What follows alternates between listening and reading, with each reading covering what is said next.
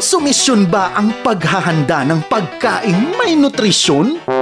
Hatid ng Food and Nutrition Research Institute ang solusyon. Menu ni Mommy.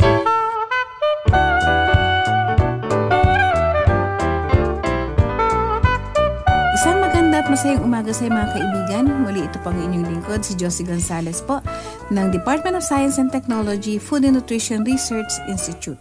Sa araw na ito ay tatalakayin naman natin ang tungkol sa mga paraan ng pag-iimbak ng gulay at prutas. Ang ating bansa ay sagana po sa prutas at gulay. May mga panahon na sobrang dami kaya ang mga ito ay mura. Subalit kung wala sa panahon ay mataas naman ang halaga ng mga ito. So karaniwan sa ating mga gulay at prutas ay madaling mabulok. Upang mapabagal at maiwasan ang pagkabulok ng mga ito, dala ng mga microorganism, mikrobyo, mainam po na iimbak ang gulay at prutas. Bukod po sa maiwasan ang mabilis na pagkasira ng gulay at prutas, ang pag-iimbak naman po ay nakakatulong upang may makonsumo tayo sa panahon na hindi na ito season, di ba? So ang ganda, at saka ang ganda kayong tingnan sa kitchen mo. Ayan, may mga preserves ka dyan, may mga bote ka dyan, di ba? Gayon din kahit sa ngayon ay marami ng klase ng gulay at prutas na maaari nating iimbak, no? So, meron tayong mga mabibili sa palengke, mga supermarket. So, yung mga murang mga gulay na in season, ayun po yung dapat nating i-preserve. So, narito pa ang karaniwang pamamaraan ng pag-iimbak ng gulay at prutas. Halimbawa, pag-aatsara. Ito, common na po to. So, ang dali lang nitong gawin. So, ang pag-aatsara po ay isa sa pinakasimple at pinakakaraniwang paraan ng pag-iimbak ng gulay at prutas.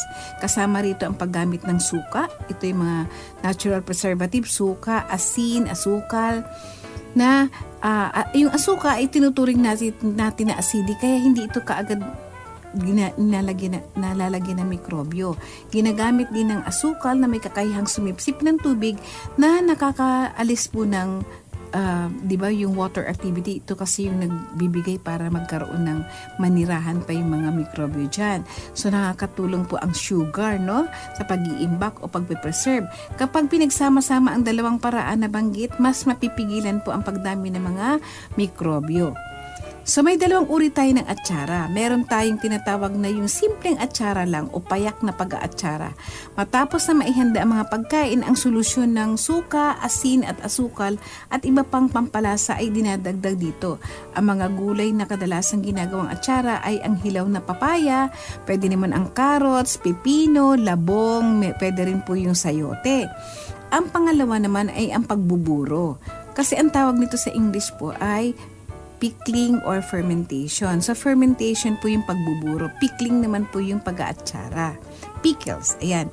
Matapos maihanda ang pagkain at ilagay na sa malinis na sisidlan, ang solusyon naman ng tubig at asin o brine solution na pinukuluan at pinalamig ay kadalasang inilalagay natin sa isang lalagyan. Tapos po, tatakpan at hahayaan ng ilang araw hanggang ang sabaw nito ay umasim. Ang mga binuburo ay hilaw na mangga, santol, kamyas, gulay na mustasa at sibuyas. Diba? Marami sa atin ang mahilig kumain ng burong mustasa. Ayan, sarap na sarap sila dyan. So, pangalawa naman na pag-preserve ay ang pagmamatamis o yung ginagawa nating with sugar concentration. Pwede tayong gumawa ng jam, jelly, ayan. So, ang pagmamatamis po ang pinakakilalang pag-iimbak naman ng prutas. Kanina, gulay, yung pagpipikel and fermentation. Ngayon naman ay prutas. Ang yung pinakulo ang asukal at tubig o arnibal ay isang mabisang pamamaraan sa pagpigil naman ng pagtubo ng mikrobyo. Sa pamamaraang ito, ang arnibal ay hindi lang pinapatamis ang ibabaw ng prutas, kundi pinapapasok nito ang laman ng prutas, diba? Nagpe-penetrate po siya sa flesh ng fruit. So, nagagawa ito sa pamagitan po ng mabagal na pagluluto ng prutas sa arnibal sa mahinang apoy lamang hanggang sa ang tubig nitong taglay ay nawawala at napapalitan ng asukal hanggang sa lumapot po, diba? Pag nagagawa tayo ng jam o kaya jelly, papalaputin muna natin. So, matutuyo na yung tubig, no? So, ilan sa mga kilalang halimbawa ng matamis na produktong prutas ay ang jelly, halaya at yung candy, di ba? Ang jelly ay hango sa katas ng prutas na pinakuluan kasama ng asukal at niluto hanggang sa maging maggulaman na yung, di ba, yung ano na medyo namumuo na siya. kapag lumamig na to. Ang jelly ay maaari lamang magawa sa isang prutas na mayaman sa pectin at acid. So, hindi lahat ng prutas ay pwedeng gawing jelly. Ang pinaka-common ay ang guava jelly kasi mataas po ang pectin nito. Tapos, mataas din po yung mga fiber nito at mataas din ang vitamin C.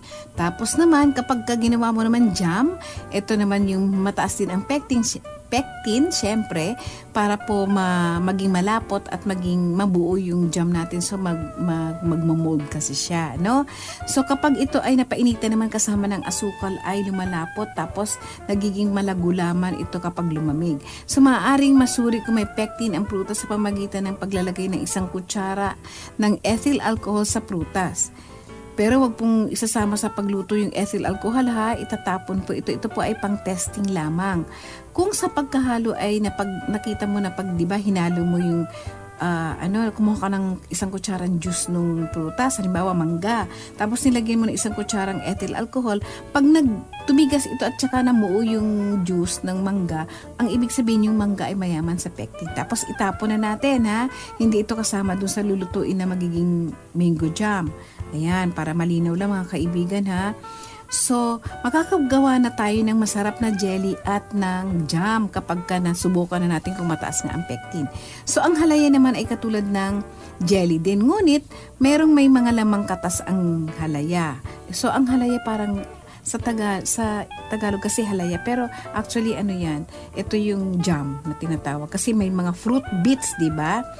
Yun. So, makakagawa rin tayo ng candy mula sa prutas. Nakatikim na ba kayo ng yung balimbing candy? Para siyang champoy, para siyang ganon. Basta, balimbing candy, meron din tayong santol candy, di ba? Yung sampalo candy, tama rin.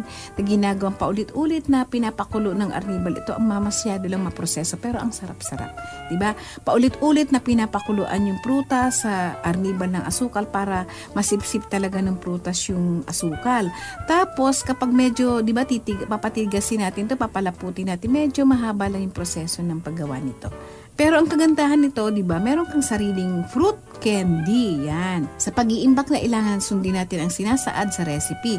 Mahalagang sundin ang sukat ng mga sangkap na gagamitin, mga kagamitan, malinis, di ba, sa pagluluto at pamamaraan ng pagluluto. So, narito ang sample ng jelly natin. O, di ba, common ay guava jelly. So, ano ba yung mga ingredients natin? 6 to 8 na piraso ng bayabas na hinog. Di ba, minsan nangangamoy na dyan, nabubulok. So, gawin natin siya jelly. 4 na tasang tubig, 3 kutsara ng katas ng lemon, and then 3 tasa ng asukal. Pwedeng pula, pwedeng puti. Hugasan at hiwain ng maliliit ang bayabas, ilaga natin ng 15 to 20 minutes hanggang sa lumambot. Ilagay ang nalutong bayabas sa magaspang na tela o yung katsa. Tapos hayaan nating tumulo ang katas nito sa mangkok ng 12 hours. Nako, ang haba, no? Hanggang mapiga na natin yung tela na wala na, naubos na yung juice ng natin, no? Talagang sobrang hirap pala nito kasi 12 hours. Sukatin ang katas at idagdag ang asukal. 3 tasa ng asukal sa bawat 2 tasa naman ng katas. So, initin ang asukal at katas ng bayabas, haluin hanggang sa tuluyang matunaw ang asukal. Salain ang katas at lutuin sa apoy hanggang sa medyo lumapot. Palamigin at ilagay na sa ating bote na pinakuluan, tapos takpan natin. So presto, meron na tayong guava jelly. O ayan mga kaibigan, maaari na nating ilpahid ang jelly na to sa isang tinapay, pandesal, o pwede naman to sa skyflakes o crackers. Ayan, meron ka ng masarap na merienda. Maliban po sa bayabas, pwede rin gumawa ng jelly gamit pa pong ibang prutas tulad na lang ng apple. Diba? Medyo mahal. Orange ang pinakamaganda kasi maraming juice. Peras. Pwede naman natin itong gawing panghimagas, diba yung jelly? Lagay natin sa maliit na cracker. Ayan. So maraming salamat mga kaibigan sa inyong pakikinig. Sana ay natuwa naman kayo sa ating mga pinag-usapan at mga recipe na ihandog ko sa inyo sa araw na to. Maraming salamat po.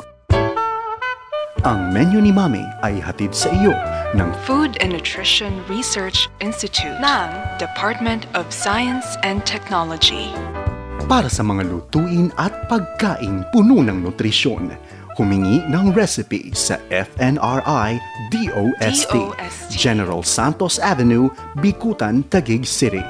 O tumawag sa bilang 02-837-2071. Local 2287 o mag-email sa mvc@fnri.dost.gov.ph. Menu ni Mommy.